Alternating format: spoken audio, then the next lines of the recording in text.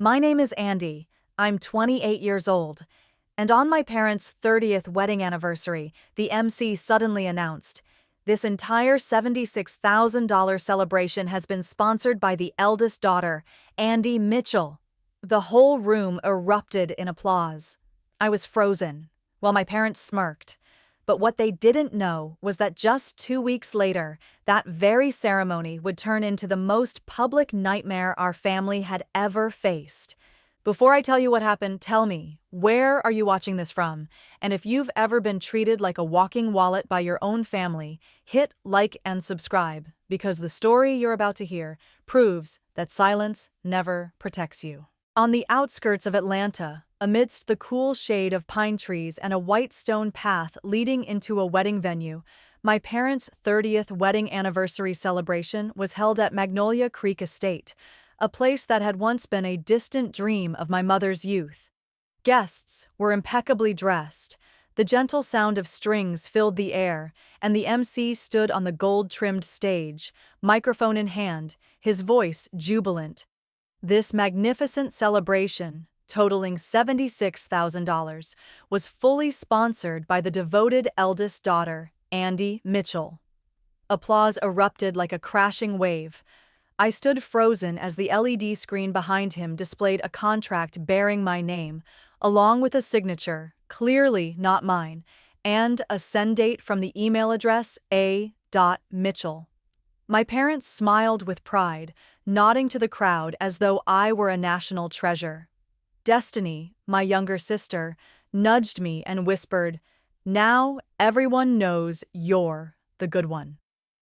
Christopher, my older brother, raised his glass. Truly the most devoted sibling in the family. His wife Melissa looked at me with quiet guilt, then quickly turned away. Standing among the crowd, I felt utterly alone. My mind replayed all the times I had handed my mother money to fix the roof, paid Destiny's tuition debt, rescued Christopher from a minor bankruptcy when his bar failed. I remembered every promise of "I'll pay you back. I swear." Yet none were ever kept. I remembered Destiny disappearing after I bought her prom dress at 18, Christopher asking for another $2,000 to cover urgent car repairs, then falling silent ever since.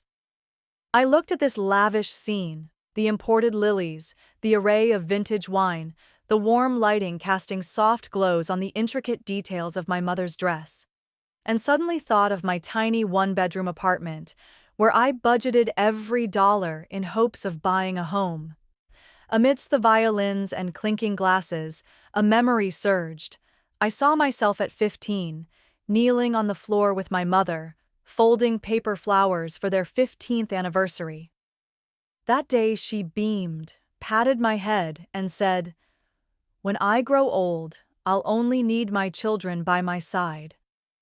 I can't remember the last time she said that. After the ceremony, my mother took my arm. Her voice honeyed as she whispered, "Without you, we could never have shined like this." I tried to smile, but my hand tightened slightly around my clutch. From a distance, James, my best friend, caught my gaze and shook his head. "Stop staying silent. They treat you like a bank, not a daughter." That night, I returned to my little apartment and made a cup of chamomile tea, the kind my mother drank every night. I sat on the wooden chair by the dining table, under the dim, yellow light. The tea cooled, tasting strangely bland. I opened the folder I had brought back from the wedding and stared at the contract, my name printed boldly, a shaky, forged signature. My throat tightened. I placed my hand on the paper and whispered, "No more. Not even once." And in that moment, I knew I would never let them manipulate my life again. The next morning, I woke earlier than usual, though I'd barely slept the night before. Faint light streamed through the small window, landing on my desk where the photocopy of the contract still lay, like a wound that hadn't healed. I put on a sweater, poured half a cup of cold coffee, and dialed Magnolia Creek Estate. The receptionist's voice came through clearly. "We have your signature. The contract was sent from the email address registered as A. Mitchell. You also provided the credit card number for the deposit. I stood there, silent, my hand trembling slightly with the cup. May I come by to inspect the original document? I asked, trying to keep my voice steady. A certainly followed, along with a reminder to bring my ID. 30 minutes later, I arrived at the guest reception office, the same place that had welcomed hundreds of couples preparing for their big day. The room had a soft beige palette, a faint perfume scent, and a vase of white tulips on the reception desk. The staff handed me a printed copy of the contract, and just as I feared, the signature looked like mine. But it was a clumsy imitation. The strokes lacked delay. It wasn't my hand. I took a photo of it on my phone and left in silence. Back home, I opened my laptop to check my credit report, and my heart sank at the line. Credit score dropped by 57 points compared to last month. Reason: unpaid commercial debt. The financial reputation I had spent years building, now torn apart by my own blood. I sat on the couch, staring at an old photo on the wall. Me and my mother on my graduation day. She held a bouquet of sunflowers, smiling brightly, her other hand gripping mine tightly. Back then, she said, "You're so talented, you'll surely be the backbone of this family." But I hadn't known she meant it literally. When the phone rang, I answered slowly. It was my mother. "Hello?" I asked. On the other end, her voice turned sharp. "You ungrateful thing. Everything we do is for family, and you investigate the contract? Talk to lawyers?" I froze. How did she know? I hadn't told anyone but James. Days later, Melissa, the one who had remained silent through it all, asked to meet at a small cafe near my place. Her voice lowered. "You know, that day Destiny came to Mom's office to print her wedding invitations. She accidentally printed a page of your email exchange with the wedding planner. It was titled Contract Verification and Signature. Mom saw it, and she was furious." I nodded, my heart icy. I didn't need anyone to betray me. A misprinted page was enough. In my tiny apartment, only the ticking of the wall clock and the tilted credit warning paper on my table remained. Like a warning. This was no longer a family matter.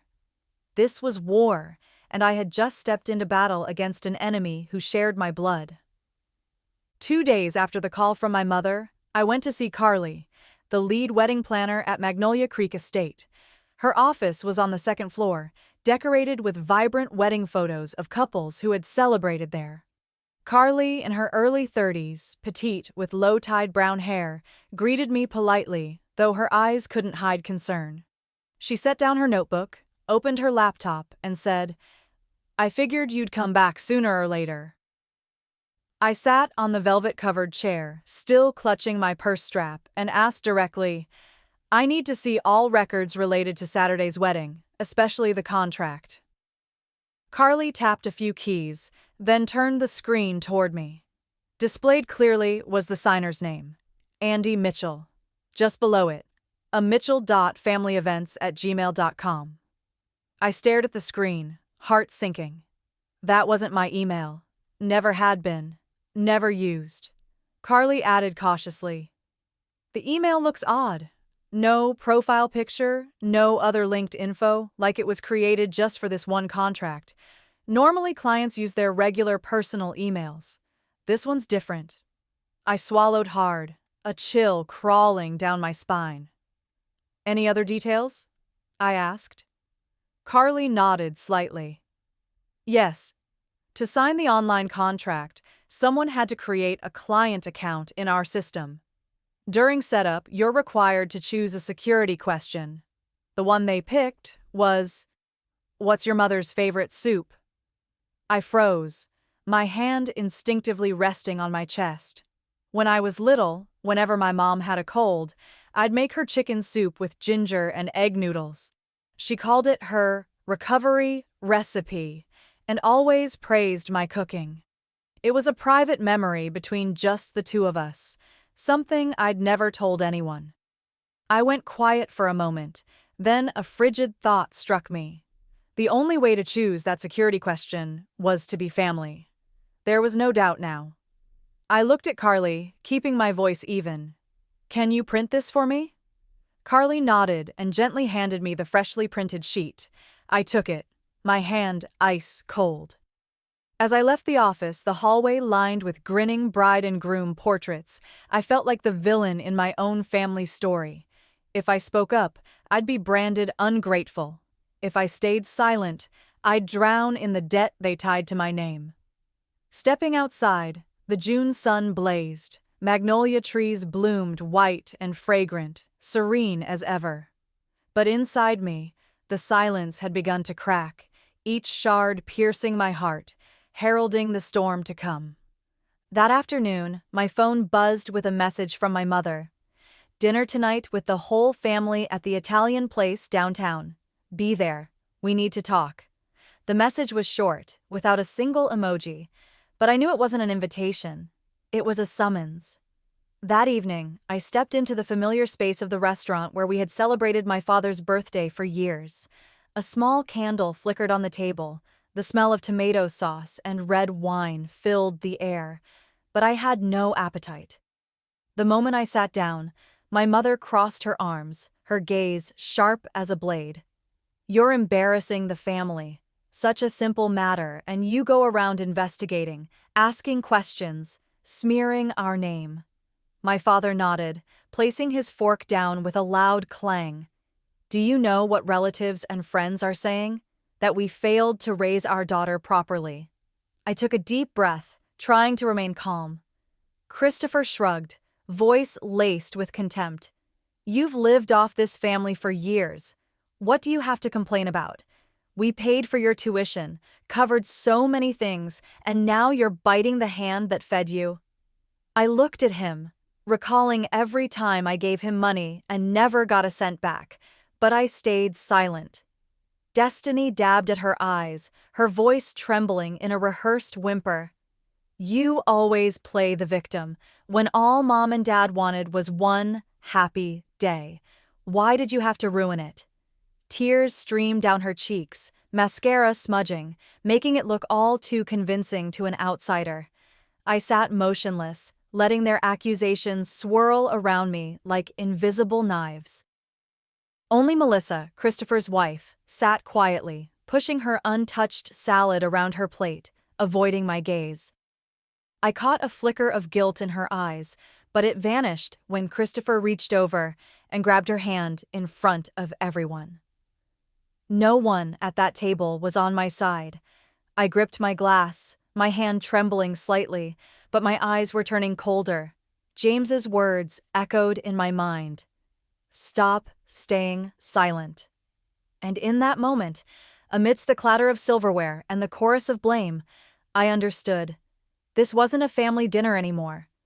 This was the first trial, and I was being judged for daring to defend myself. The next morning, as I opened my laptop to check my inbox, I was surprised to see a new email from Eleanor Hartman, CEO of a major real estate firm in Charleston.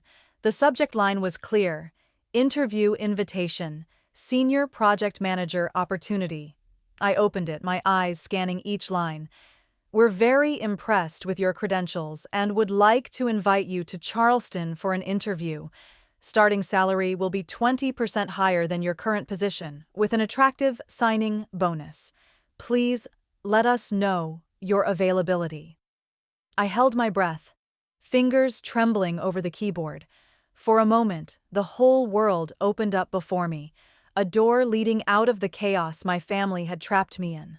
I closed my eyes, imagining the sea air of a coastal city, the salty Atlantic breeze, the shade of live oaks, and the feeling of starting fresh, where no one could forge my name or bind me with my own signature again. My phone rang. James. I put him on speaker. His warm voice filled the room. "I just heard the news. You have to go, Andy. This is your chance to break out of the cycle." I let out a faint laugh, tears still clinging to my lashes. "Do you think I'm strong enough to start over?" On the other end, James paused, then replied, "You've been strong for a long time. You just didn't believe it. My family once saw me as a burden for living truthfully, but leaving saved me. You deserve that chance too." I sat still for a long moment, letting his words settle. Outside the window, Atlanta's sky was unusually blue, sunlight pouring in and making the forged contract on my desk glare even brighter. I knew I had to choose, and this time I wasn't choosing silence. That evening, I sat alone in my apartment, laptop open, the blue screen casting a glow on my tense face. I went back through every message on my phone, requests to upgrade floral arrangements, change service packages, all sent from the forged email in my name. I took screenshots, saving them in a password-protected folder. I added the photocopy of the Magnolia Creek contract and the email printout Carly had given me, slipping them into a black folder. Each new document I filed felt like a brick in the wall I was building to protect myself.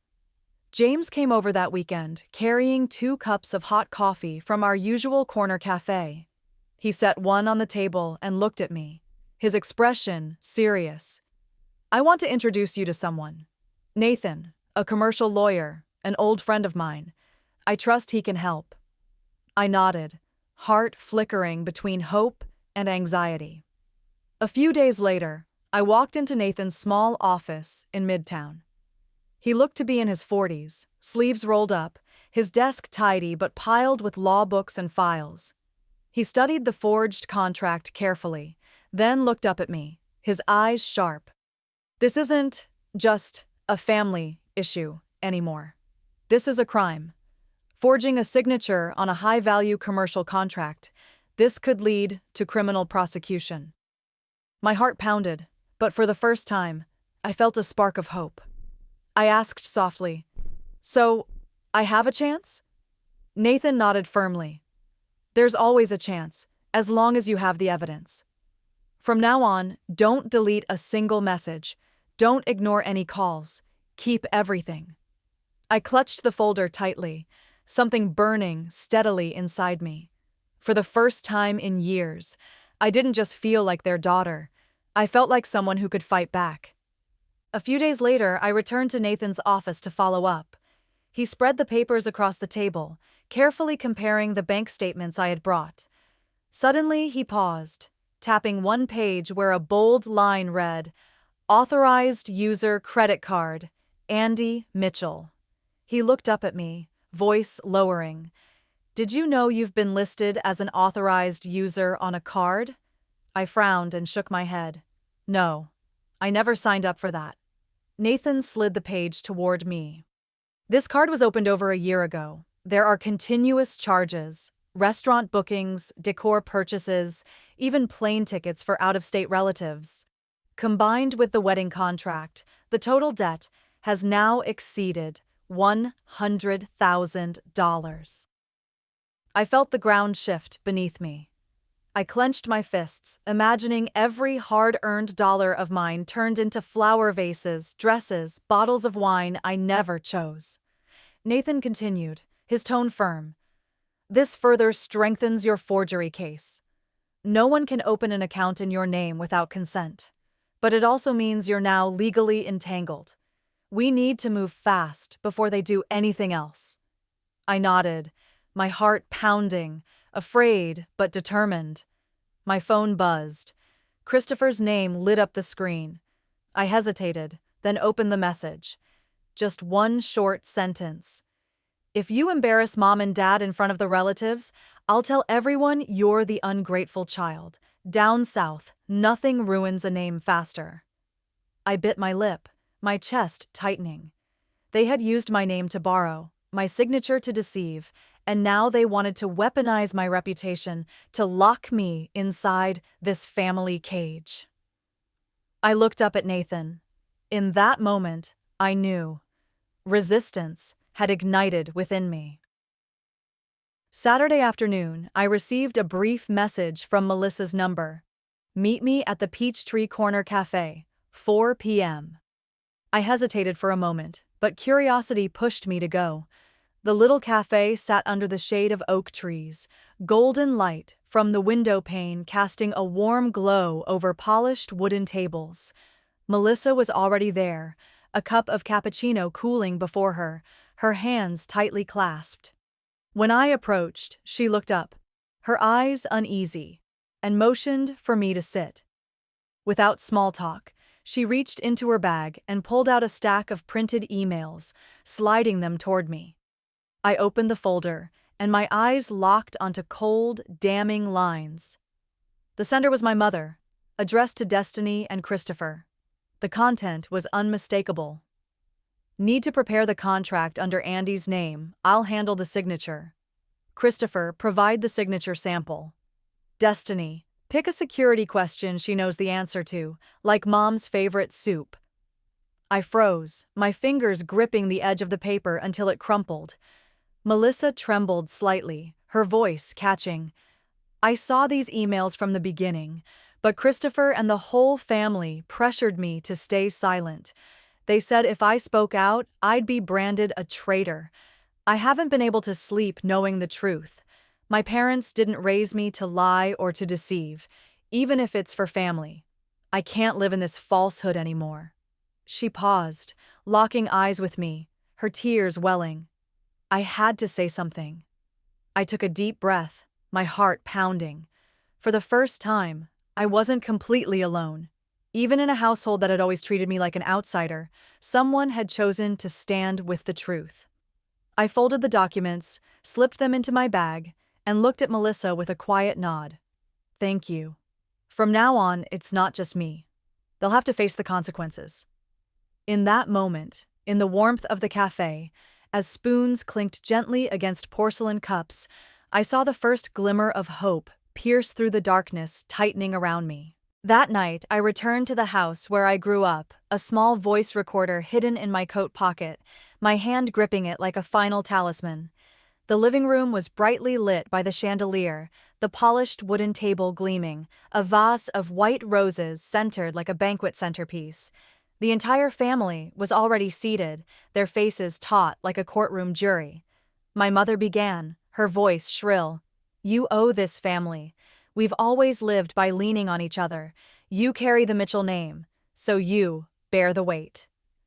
I sat upright, eyes locked on hers, saying nothing. My father slammed his hand on the table. Without you, there would be no party. And now you turn against us and make us a laughingstock? Christopher crossed his arms, sneering. You've never given back to Mom and Dad. Everything you have comes from them. And now you want fairness? I clenched my teeth, struggling to stay composed. Destiny suddenly burst into tears, mascara streaking down, clutching a tissue in her hands. You've ruined Mom and Dad's happiness. All they wanted was one perfect celebration, and you turned it into a disaster.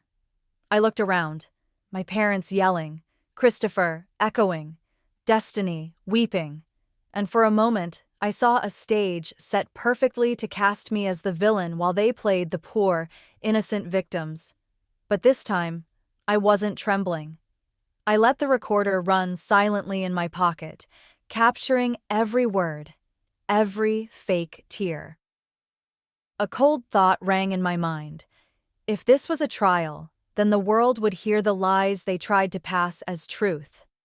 Just 1 week after the dramatic family confrontation, a letter from Magnolia Creek Estate was delivered directly to my parents' mailbox and to my work email. The tone was polite, but ice-cold. Due to unpaid balances, certain services for the ceremony will be canceled within 72 hours if no response is received. News spread quickly, and within days, relatives and friends began whispering, they threw a $76,000 party but can't afford to pay, so they've been living off Andy all along? Hearing it, I felt both bitterness and relief, because at last, the truth was unraveling on its own. Just then, another email arrived. The famous country band from Nashville, once proudly announced as the centerpiece of the event, sent a notice. If the remaining payment is not received, we will be forced to cancel our performance. As I read it, My heart clenched but also found a strange sense of justice surfacing. My family had boasted endlessly. We brought this band all the way from Nashville. And now, they faced the prospect of being abandoned on stage by their own centerpiece. At that moment, my phone buzzed. It was Melissa. A message, with a voice note attached. I pressed play, and my heart shattered once more. It was my mother's voice, clear, cold.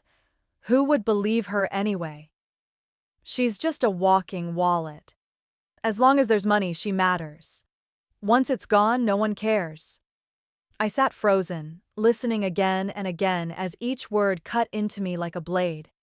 If I had ever doubted myself, wondering whether I was just too sensitive. This time, the truth rang out in my own mother's voice. I took off my headphones, hands trembling, but my gaze was sharper than ever. The grand wedding facade they'd built was cracking, and I knew its public collapse was only a matter of time. The next day, I signed the employment contract sent from Charleston.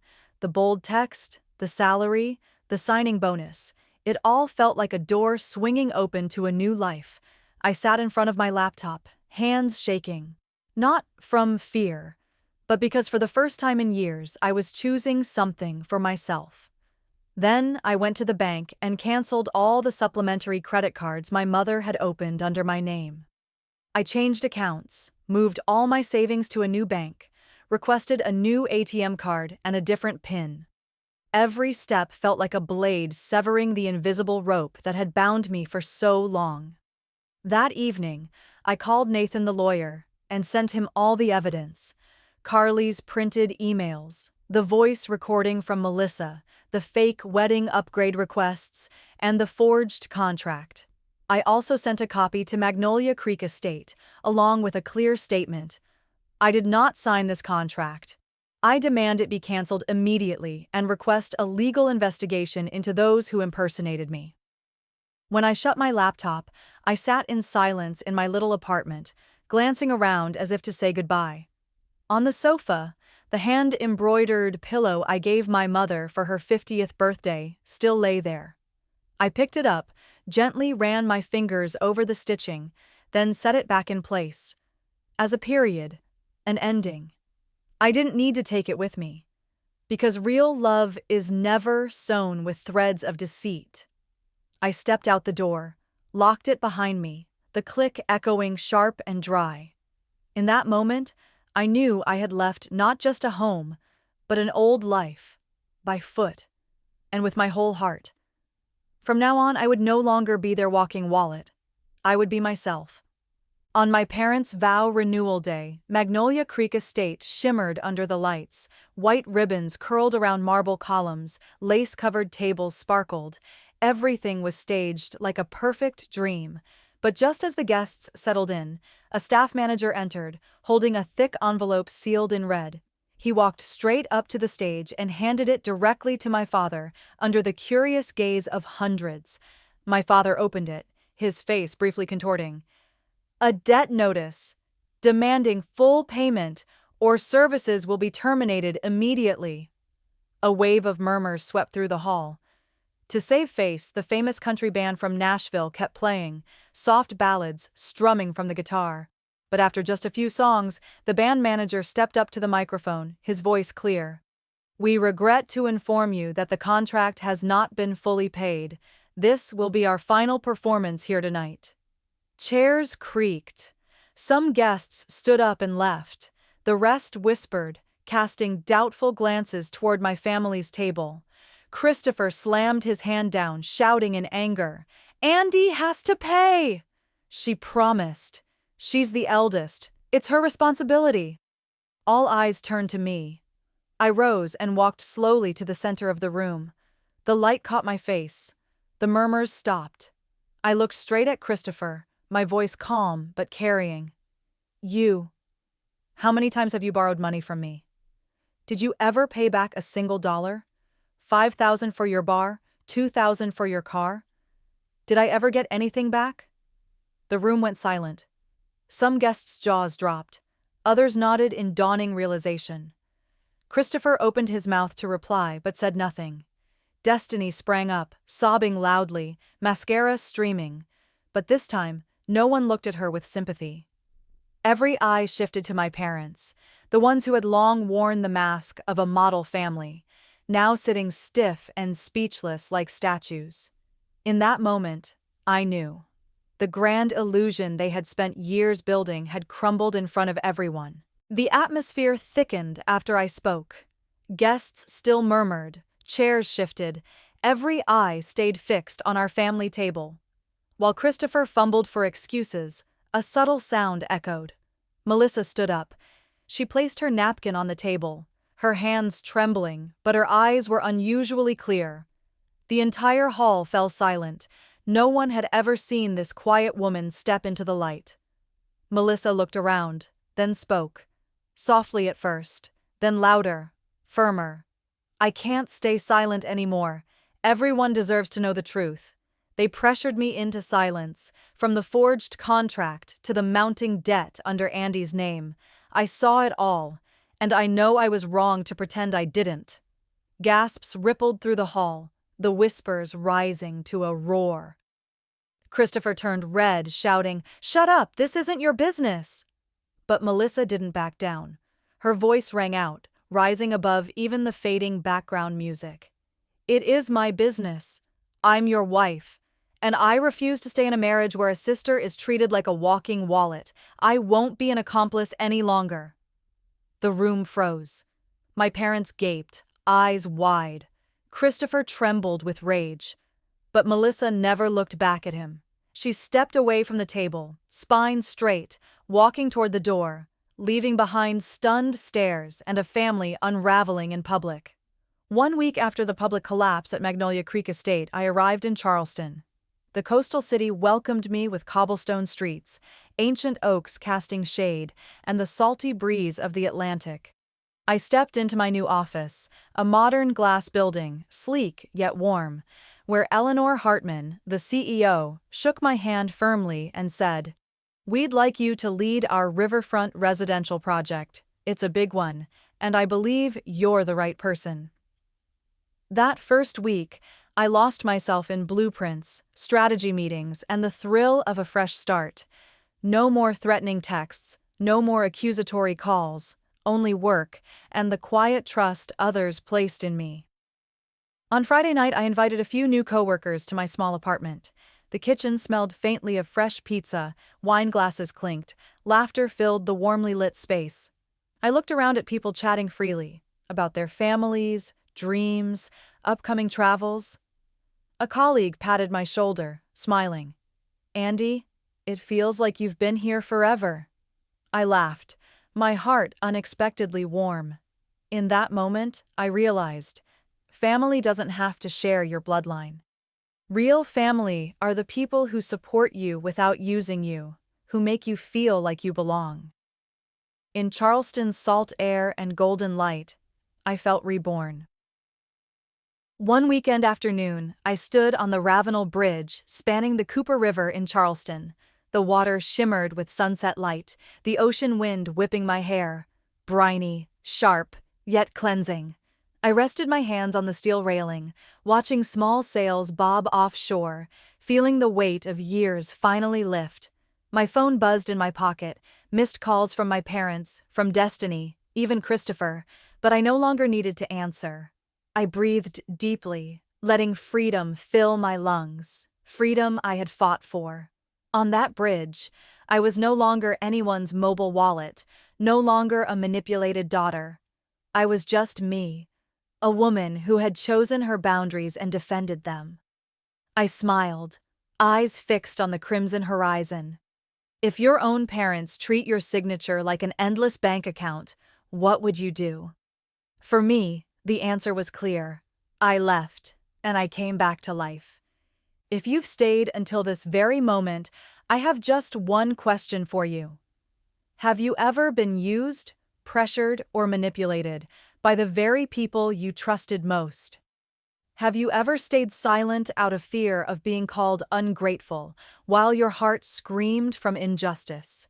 Share your story in the comments below. because someone out there may need to hear it to find strength for themselves. And if Andy's story resonated with you, don't forget to hit like, subscribe, and turn on the bell, so YouTube knows that stories about justice, boundaries, and courage deserve to reach more people.